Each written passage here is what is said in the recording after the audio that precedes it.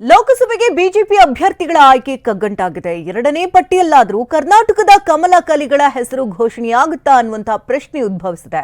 ದೆಹಲಿಯಲ್ಲಿಂದು ಬಿಜೆಪಿಯ ಕೇಂದ್ರ ಚುನಾವಣಾ ಸಮಿತಿ ಸಭೆ ನಡೆಸ್ತಾ ಇದ್ದು ಅಭ್ಯರ್ಥಿಗಳ ಎರಡನೇ ಪಟ್ಟಿಯ ಬಗ್ಗೆ ಚರ್ಚೆ ನಡೆಯಲಿದೆ. ಕೆಲ ಹಾಲಿ ಸಂಸದರಿಗೆ ಟಿಕೆಟ್ ಕೈತಪ್ಪುವ ಮಾತುಗಳು ಕೂಡ ಕೇಳಿ ಬರ್ತದೆ.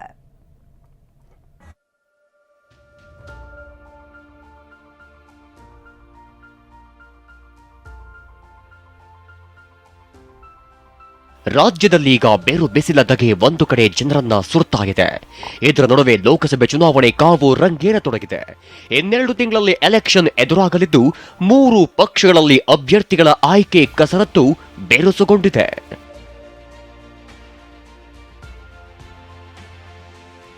ನವದೆಹಲಿಯಲ್ಲಿಂದು ಬಿಜೆಪಿ ಚುನಾವಣಾ ಸಮಿತಿ ಸಭೆ. ಎರಡನೇ ಪಟ್ಟಿ ರಿಲೀಸ್ಗೆ ಕಸರತ್ತು, ಹಾಲಿಗಳಿಗೆ ಆಪತ್ತು.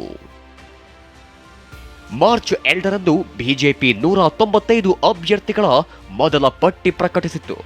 ಆದರೆ ಆ ಪಟ್ಟಿ ನೀವು ಪೋಷಕರಾಗಲು ಕಾಯುತ್ತಿದ್ದೀರಾ? ಚಿಂತಿಸದಿರಿ. ಓಯಾಸಿಸ್ ಫರ್ಟಿಲಿಟಿ 90,000 ದಂಪತಿಗಳ ಜೀವನದಲ್ಲಿ ಸಂತೋಷವನ್ನು ತಂದಿದೆ. 7825893601ಗೆ ಕರೆ ಮಾಡಿ. ಅತ್ಯದ್ಭುತ ರಿಯಾಯಿತಿ ಪಡೆಯಿರಿ ಹಾಗೂ ಎಲ್ಲರಿಗೂ ಗುಡ್ ನ್ಯೂಸ್ ಕೊಡಿ. ಪಟ್ಟಿಯಲ್ಲಿ ಕರ್ನಾಟಕದ ಒಂದೇ ಒಂದು ಕ್ಷೇತ್ರಕ್ಕೂ ಅಭ್ಯರ್ಥಿ ಘೋಷಣೆಯಾಗಿರಲಿಲ್ಲ.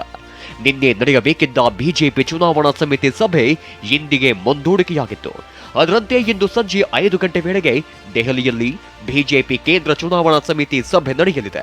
ಬಿವೈ ವಿಜಯೇಂದ್ರ ಈಗಾಗಲೇ ದೆಹಲಿಯಲ್ಲಿ ಬೇಡು ಬಿಟ್ಟಿದ್ದಾರೆ. ಇಂದು ಬೆಳಗ್ಗೆ 11:30ಕ್ಕೆ ಮಾಜಿ ಸಿಎಂ ಯಡಿಯೂರಪ್ಪ, ಬಸವರಾಜ ಬೊಮ್ಮಾಯಿ ದಿಲ್ಲಿಗೆ ತೆರಳಲಿದ್ದಾರೆ. ಕೇಂದ್ರ ಸಚಿವ ಪ್ರಹ್ಲಾದ್ ಜೋಶಿ, ಆರ್ ಅಶೋಕ್, ಅರವಿಂದ್ ಬೆಲ್ಲತ್ ಕೂಡ ಸಭೆಯಲ್ಲಿ ಭಾಗಿಯಾಗಲಿದ್ದಾರೆ.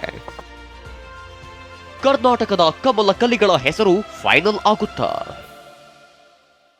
ಮಾಜಿ ಸಿಎಂ ಬಿಎಸ್ವೈ ನಿನ್ನೆಯೇ ಕರ್ನಾಟಕದ ಅಭ್ಯರ್ಥಿಗಳ ಹೆಸರು ಘೋಷಣೆಯಾಗಲಿದೆ ಅಂತ ಹೇಳಿದ್ರು. ಆದರೆ ಅದು ಸಾಧ್ಯವಾಗಿರಲಿಲ್ಲ. ಇಂದು ನಡೆಯೋ ಸಭೆಯಲ್ಲಿ ಬಿಜೆಪಿ ಎರಡನೇ ಪಟ್ಟಿ ಬಗ್ಗೆ ಚರ್ಚೆಯಾಗಲಿದೆ. ಕರ್ನಾಟಕದ ಬಿಜೆಪಿ ಕಲಿಗಳ ಪಟ್ಟಿಯು ಅಂತಿಮಗೊಳ್ಳುವ ನಿರೀಕ್ಷೆಯಿದೆ. ಎಲ್ಲವೂ ಅಂದುಕೊಂಡಂತೆ ಆದರೆ ಇಂದು ರಾತ್ರಿಯೇ ಪಟ್ಟಿ ರಿಲೀಸ್ ಆಗೋ ಸಾಧ್ಯತೆಯಿದೆ.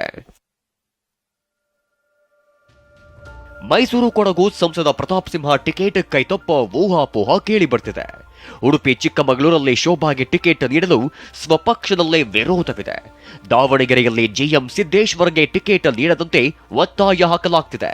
ಹೀಗಾಗಿ ಇವರ ವಿಚಾರದಲ್ಲಿ ಹೈಕಮಾಂಡ್ ನಡೆ ಕುತೂಹಲ ಕೆರಳಿಸಿದೆ. ಹಾವೇರಿ ಅಥವಾ ಧಾರವಾಡದಲ್ಲಿ ಶೆಟ್ಟರ್ಗೆ ಟಿಕೆಟ್ ಕೊಡಿಸಲು ಯಡಿಯೂರಪ್ಪ ಪ್ರಯತ್ನಿಸಿದ್ದಾರೆ. ಆದರೆ ಶೆಟ್ಟರ್ ಬೆಳಗಾವಿಯಿಂದ ಸ್ಪರ್ಧಿಸೋ ಬೇಡಿಕೆ ಇಟ್ಟಿದ್ದಾರೆ. ಈಶ್ವರಪ್ಪ ಹಾವೇರಿ ಗದಗ ಕ್ಷೇತ್ರದಿಂದ ತಮ್ಮ ಪುತ್ರ ಕಾಂತೇಶ್ಗೆ ಟಿಕೆಟ್ ನೀಡಲು ಲಾಬಿ ನಡೆಸುತ್ತಿದ್ದಾರೆ. ಬಿಸಿ ಪಾಟೀಲ್ ಕೂಡ ಟವೆಲ್ ಹಾಕಿದ್ದಾರೆ.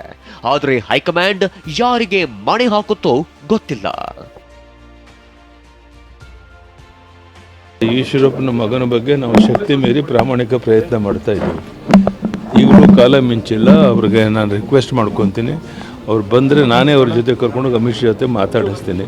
ನಮ್ಮ ರಾಷ್ಟ್ರೀಯ ನಾಯಕರು ಸೂಕ್ತವಾಗಿ ಎಲ್ಲರಿಗೂ ಏನು ಮಾತಾಡಬೇಕು, ಒಂದು ಸರ್ತೆ ಫೈನಲ್ ತೀರ್ಮಾನ ಆದ ನಂತರ ಎಲ್ಲರಿಗೂ ಮಾತಾಡಿ ಸಮಾಧಾನ ಪಡಿಸುವಂಥ ವ್ಯವಸ್ಥೆ ನಮ್ಮ ಪಕ್ಷದಲ್ಲಿದೆ. ಅದನ್ನು ನಾವು ಮಾಡ್ತೀವಿ. ಒಟ್ಟಾರೆ ಇಂದು ಅಥವಾ ನಾಳೆಯೊಳಗೆ ಬಿಜೆಪಿಯ ಎರಡನೇ ಪಟ್ಟಿ ರಿಲೀಸ್ ಆಗಲಿದೆ. ಬಿಜೆಪಿಗೆಷ್ಟು ಸೀಟ್, ಜೆಡಿಎಸ್ಗೆಷ್ಟು ಸ್ಥಾನ, ಯಾರಿಗೆ ಟಿಕೆಟ್ ಕೈ ತಪ್ಪಲಿದೆ, ಯಾರಿಗೆ ಯಾವ ಕ್ಷೇತ್ರ ಸಿಗಲಿದೆ ಅನ್ನೋದನ್ನ ಕಾರ್ಯಕರ್ತರು ಎದುರು ನೋಡ್ತಿದ್ದಾರೆ. Bureau report, TV9.